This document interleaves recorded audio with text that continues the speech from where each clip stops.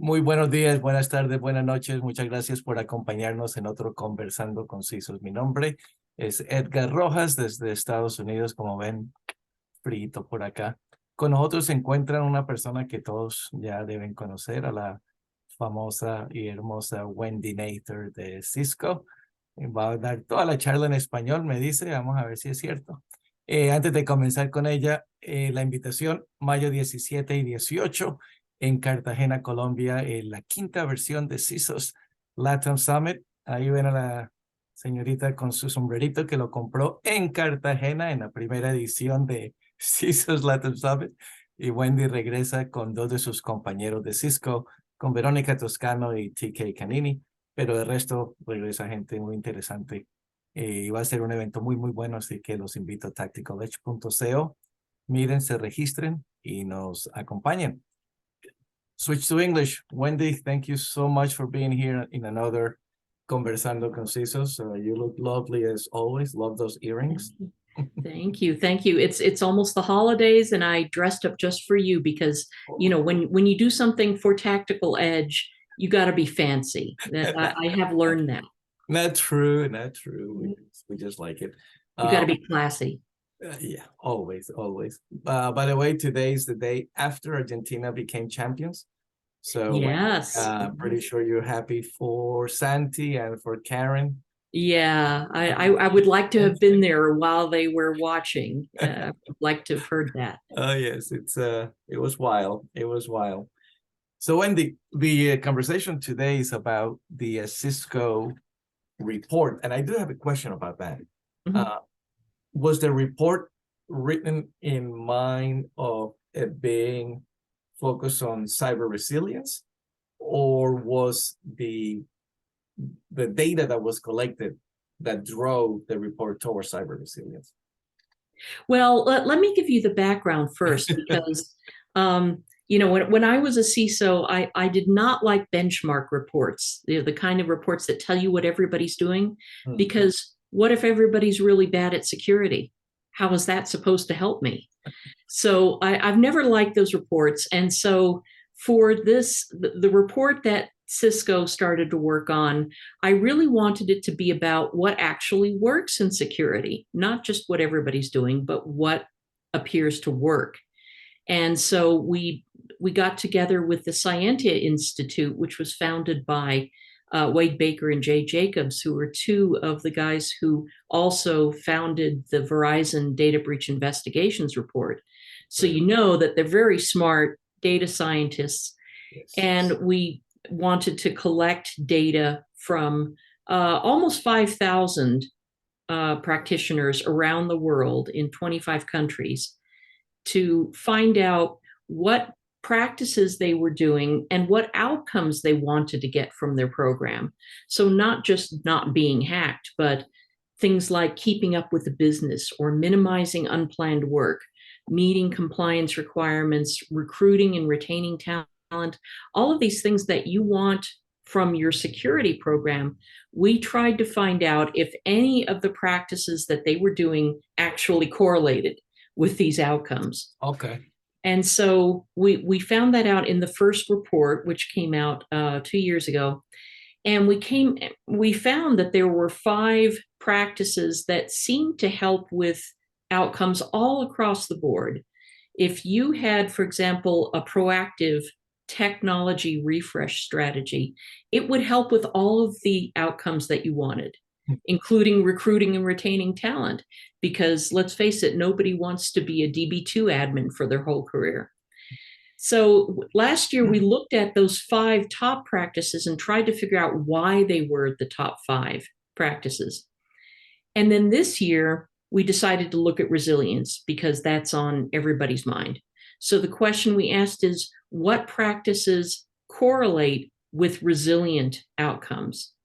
And first of all, we had to figure out what people think resilience means. Yes. Because it can mean a lot of different things to different people. Tell me about it. That's why I sent you a message last week when I told you about, something that I read, that they weren't talking about resilience. They were talking about disaster recovery instead. Yeah.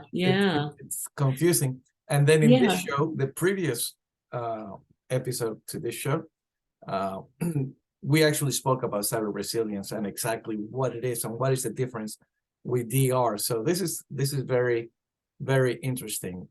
But yes. So what did you think resilience means, or what did you talk about in the last episode? The word that Andres Almanza, and you may remember Andres, Yeah. because he's always with me in those events. The word that both of us came out, from independently of each other, is the capability of absorbing and continuing to work. Okay. Not as business as usual, but as good as it can. Yes. That was to us. I'm reading this report is funny because it says here, right? It's asking these questions about defining resiliency, but down here is the infamous Inigo Montoya, which, by the way, yes, everyone in the group, that in our group, you guys keep throwing this one, and I was like, I gotta go watch The Princess Bride so that I can be part of the in crowd. I know you have to, yeah. But anyway, so it's funny because they do this one is the one that came to mind, right? It hit me, the technical word, which it says is related to what NIST came up with. Right. So what do you and others of your caliber, what do you guys see as resilience? To me, again, it's absorb and continue working as good as possible. I would agree with you. And the first thing we did in the report, in the research, is we asked practitioners what outcomes they associated with resilience. Okay. And thereby what they think it means. Now, you and I think that resilience is what you do after the bad thing happens, or right of boom, as some people describe it. But when we got the data back, the majority of respondents talked about preventing incidents from happening as part of resilience. That's good. I'm not sure I agree with that, but maybe the most important thing about resilience is not having bad things happen to begin with, not what you do after, like you and I were talking about, continuing to operate in some sort of capacity and mitigating losses and damage, and hopefully emerging from the incident stronger, and having learned some lessons. That's what I think it is, but apparently that's not what everybody else thinks. So that's why I talk about defining this as like trying to nail Jell-O to a wall. I saw the video. That's right. That's why I did the video. Yeah. That's really good. Yeah, nailing Jell-O. Yeah, I mean, you always come up with the coolest things. So this is not surprising then. Or it is, why is it a big deal? We asked all the respondents, and 96% of them said it was important. I don't know if that's such a significant finding, because who's going to say resilience is not important? Exactly. So I'd like to meet the 4% who said it's not that important. I don't know. Oh my God. So it's funny because, again, we're talking about resilience, and this is Latin America. So there are two events that happened last month, November towards December, in Colombia, that were huge. One made news everywhere. The other one didn't. Right? Okay, which was the one that did not make the news? Well, I cannot say the name of the company. It's a big telecommunications company. Okay. Huge telecommunications and energy provider, critical infrastructure. Right? The other one was a big healthcare company. Right? Yes, I heard about that one. Yeah, exactly. We all heard worldwide. We all heard about it, and it's obvious that they were at two different levels. Right? Maybe not resilience because they were still impaired, but they did have part of resilience because, as you said, you and I, it's dealing with after right of the bang, right? And one company was able to quiet everyone down because they executed their incident response plan immediately. And everyone don't come to work. You all work from home. and started communicating with everyone. And everyone knew at which team they all knew what to do. The other ones, unfortunately, did not have that. So I don't know where I was going with that, but actually, if you scroll down, let me see if we can find the page, because there's a really interesting collection of statistics about which practices have the strongest effect on resilience. And it's let me see if I can find it's a series of three numbers, three percentages. So if you keep going down, I would like to come back to some of these ones because it's a very interesting. Yeah, we can skip all the quotes and fancy things, but there are, and especially I know we're going to look at this one, but there are the first three practices that really, here we go. This one? That have the strongest factors for resilience. Let's see, go down. One is the level of executive support, and that's what we're looking at right here. Sorry. Right. Okay. So those who have executive support are 39% more likely to have high resilience scores, to report being good at resilience. And this sounds kind of like an obvious thing where you say, well, of course, if your boss is supporting you, it sounds obvious, but the data now shows us just how important that is. And okay, so one was qualitative, this is quantitative. Okay. Yeah, and the thing is that my argument is that it may not matter as a CISO where you report in the organization, as long as you are supported by your management. So if you have executive support, you could report to the CIO or the CRO or the CFO or anybody. As long as they're supporting you, it will make a big difference in your resilience scores. Now, if you go down to the next one, the second finding is cultivate a culture of security. Mm-hmm. And this isn't just about doing your annual security awareness training. This is about culture is about the behaviors that you encourage and the behaviors that you discourage, that you punish. And the behaviors can apply to everybody, not just the security team. So if you are helping to educate and cultivate this security culture so that everyone in the organization knows what their role is in security, what kind of decisions they make that will affect security, they are going to be much better at making those decisions on the spur of the moment because they know which way to jump. And if everybody knows which way to jump, then it almost doesn't matter what kind of incident it is, or whether you have an incident response plan written for that situation.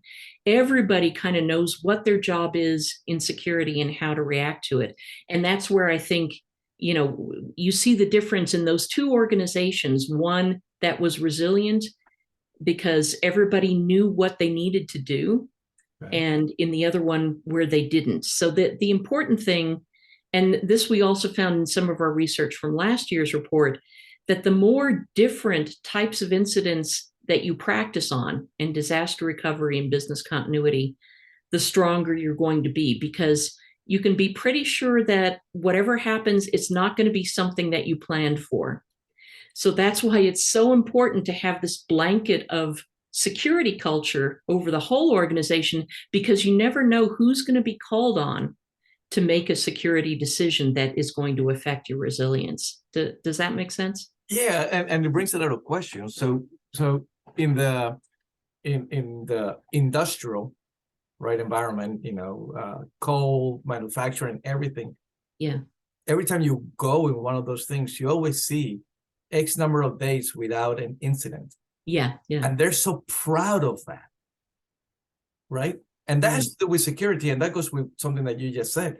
If everyone understands how important they are to the whole process, then everyone, it's a culture. So if these companies can do that, obviously in that scenario, it's all about, it's mostly about lives, right?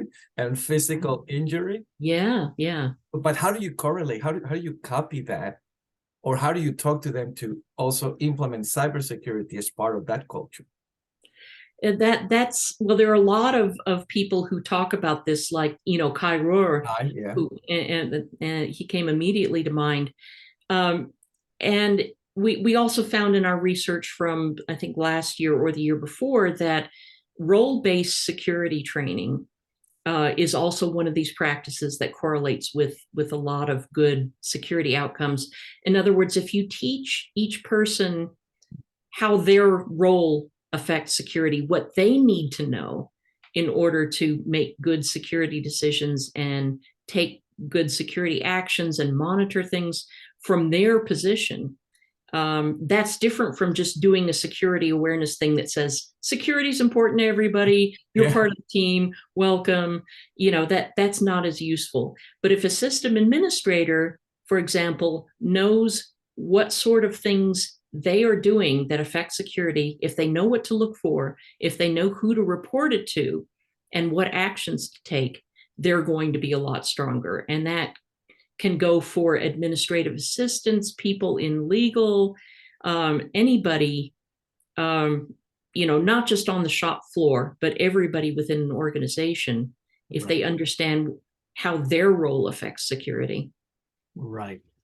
You also said something before, role-based training, which is amazing.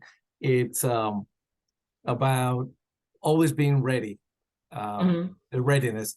So we're talking simulation, emulation, tabletop exercises. Is that what we're talking about there? And also the use of chaos engineering. You've heard of the chaos monkey that goes around and breaks random things. We found in last year's research that those organizations that use chaos engineering are also stronger in incident response. Because again, when you do a tabletop exercise, you know what the scenario is going to be. You're the one who's designing it. And so you're limited by the biases that you have. But if you have a chaos monkey that's breaking things that you would never have thought about, and you have to respond to those things, then you're going to be a lot stronger. That muscle is going to get stronger because you're reacting to the unpredictable, and that helps with resilience. But will that chaos monkey go against your living under the poverty line? I really don't see too many Latin American companies implementing a chaos monkey. Well, they probably have, certain elements of chaos anyway. If you are in any organization that, is struggling with IT in general, and you're struggling with events in the business that you're not predicting, that's enough chaos. You don't need any more in your life. Yes, absolutely. Let me go share this one Yeah, show us the chart that you really wanted to look at.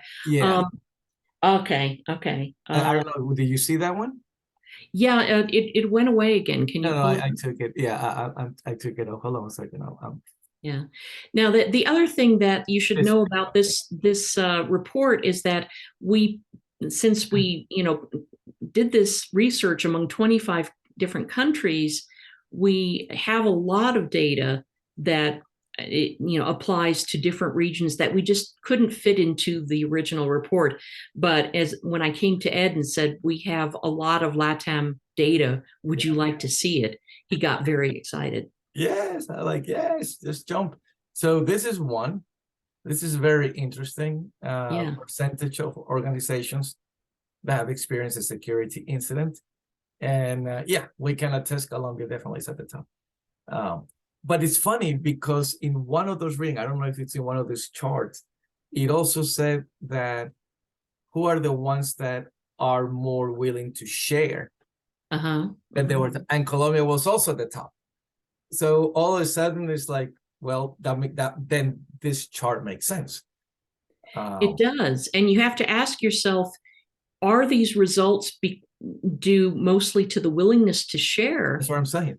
or do they really have more incidents? And I'm not sure, because you look at the number for Brazil and you go, there's no way. Brazil is such a huge country. No I don't way. see how the number could be that small. No, and Mexico, all the reports you hear is Mexico is a country that's attacked the most on fintech, right? And financially, and it's like, okay. And I know Colombia and Chile are, and I'm surprised Argentina is not here. Was Argentina not included? I'll have to look. I can't imagine that they wouldn't be included, but yeah, because they need to be there. Yeah, especially now that they're World Cup champions. Oh, that's what we were discussing. It's seriously now we were discussing that with Santi and others. It's like during the celebrations yesterday, everyone in the world knew that they weren't paying attention to cybersecurity anywhere in Argentina. That's right. Yeah. And now all the phishing emails coming out this week, about Messi and all the celebrations. Yeah. It's going to be incredible. And so, yeah, this is going to be moving up. But this is interesting. Quickly, what were the numbers in the States, in the world? Do you remember? Worldwide? Well, overall in the report itself, I believe it was 62%? Okay. I'd have to pull it up, and I can't on my screen right now. That's fine. Because you're sharing, but it's around, it was a really large number, like 62% or more of organizations not only experienced incidents, but they experienced cyber incidents that affected their business operations. Ooh. And that's the key. It used to be that if you had a cybersecurity incident, oh yeah, you lost some data, or something, but your operations would keep going. But now things are getting worse, maybe because of more ransomware or DDoS attacks, or maybe more disruption in general. But yeah, a very large proportion of overall organizations around the world are experiencing attacks that are actually affecting their business operations. Any idea when the number of companies that responded? For example, in Colombia, if it was 100 companies replied and 81% say they were affected, that's a big number. Do we have an idea? We had responses from almost 5,000 worldwide organizations worldwide. Okay. Yeah. All right. So that's what I was trying to get at. All right. Let me see what the next one is. This one. At the beginning, yes, the spaghetti thing, and this is where I realized I'm like, this is a data scientist. They love getting creative with their visualization. Yeah, these are the ways in which these countries experienced attacks, and what form that what form the disruption took. So yeah. For example, in Colombia, then the top way that information was through accidental disclosure. That's right. That's right. Whereas for Brazil, it was a network or data breach, and for Mexico, ransomware. It was ransomware. Yeah, yeah. Wow. So if you follow these, physical destruction was the lowest for all 4 countries. Yeah. So that's the least that they had to deal with. But you see that accidental disclosure was the top for Chile and Colombia. Network or system outage was also very high, and just a little bit lower for Mexico. Yeah. Wow. But then the question is, was the network or system outage due to the original attack, or was that the attack itself? I mean, it's kind of strange. Yeah, that's hard to tell. And of course, we would have to dig further into it in future research to really, you can see that the breach is higher than the outage. So it wasn't always an outage. I see what you're saying. Yes. Yeah. Yeah. Wow, this is really, really interesting. So really quick. So accidental disclosure. Mm-hmm. What exactly does that mean? I misconfigure an S3 bucket or something like that? Yep. Yes, exactly. Things like that where they accidentally configured something or sent something out to a recipient who wasn't supposed to have it. There are a lot of different ways that there can be accidental disclosure. And that doesn't necessarily mean that anybody saw it, because in a lot of cases with these incidents, if you don't have logging turned on at the right level, you might see that something was theoretically accessible, but you don't know whether anybody actually saw it. That's a big problem. Okay. Wow, that's pretty high then. That's the number one reason Yeah. for. It was pretty low for Brazil, but it was high for Chile and Colombia, and then lower again for Mexico.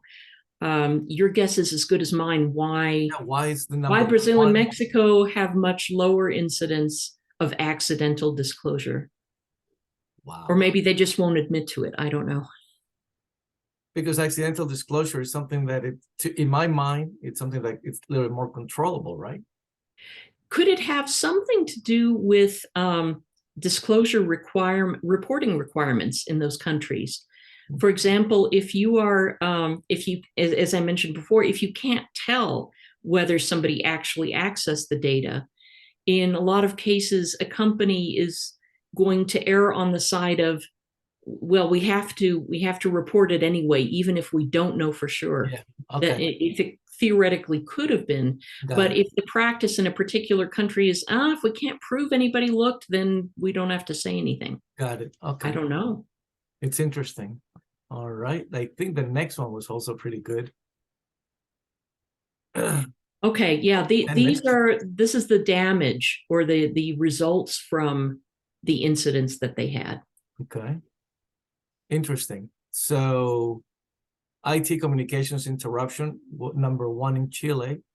Mhm. Impaired internal operations, number one in Colombia and in Brazil.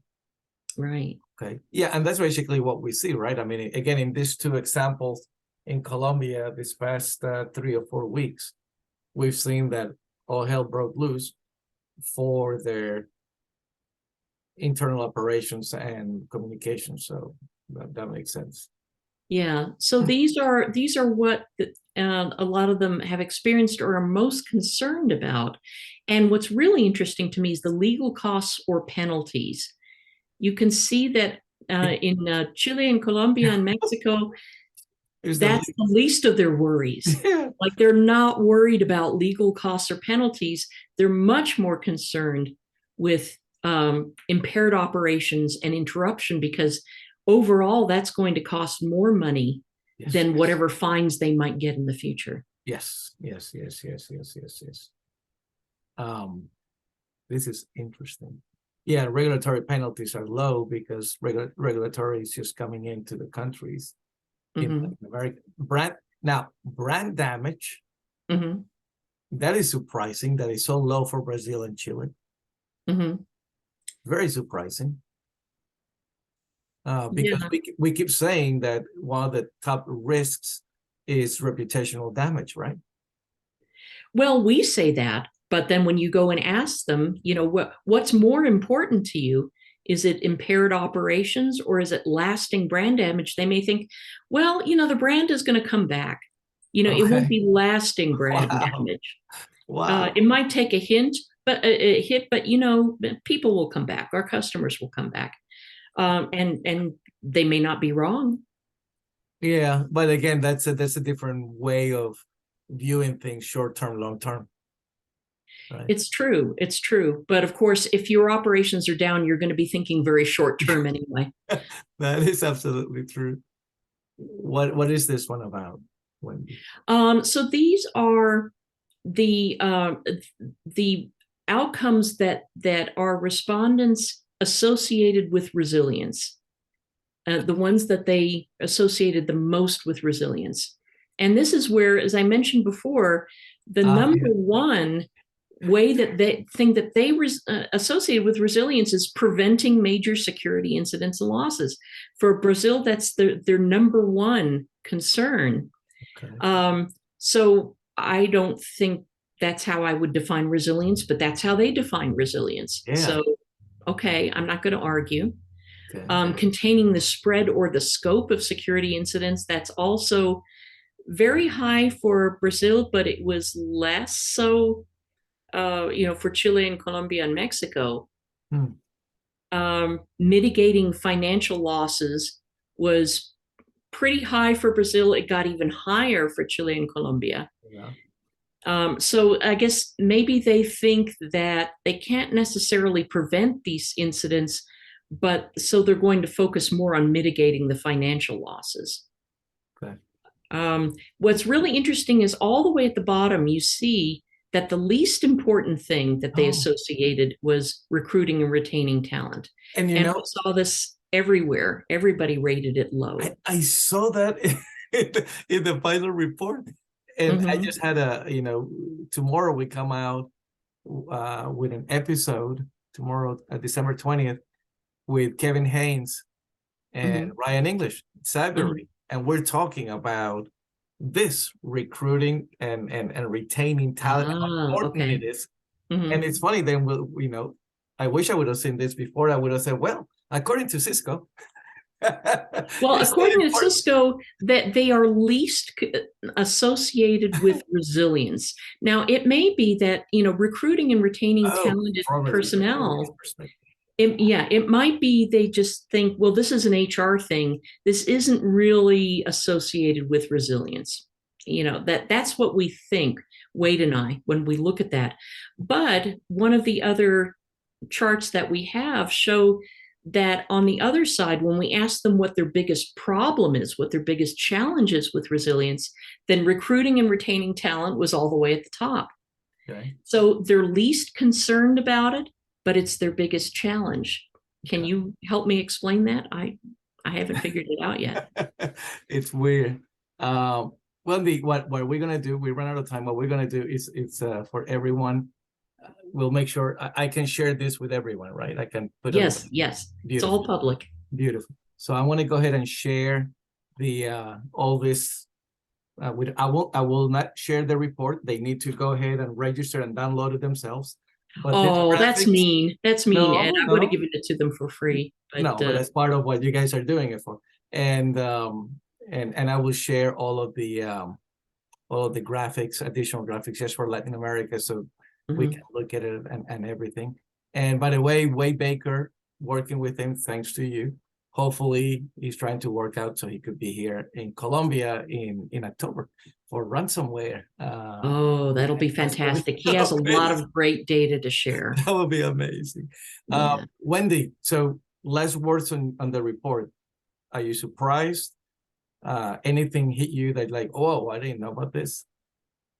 I think what's really interesting about resilience, first of all, is what it means to everybody and what appears to work. Some of the things have to do with architecture. For example, you can get more resilient outcomes if you are well on your way to implementing zero trust or SASE or XDR, and that makes a lot of sense. But there are a lot of things that you can do that don't involve putting in more technology. And the things like getting executive support and creating a security culture. So I think those are very important messages to take away, that even if you're not buying anything new, there are lots of things you can do to become more resilient. Excellent. Thank you so much, Wendy. Thank you so much for your time. My pleasure. It's always great to talk with you. Looking forward to seeing you in May. That's going to be amazing. That's going to be We're going to have an Argentinian asado to share and yes, we're basically going to get together with Argentinian people that are going to be accompanying us and celebrating the World Cup win. So should be interesting. Anyway, I look forward to it. Thank you so much, and we'll stay in touch. Take care. Bye everyone.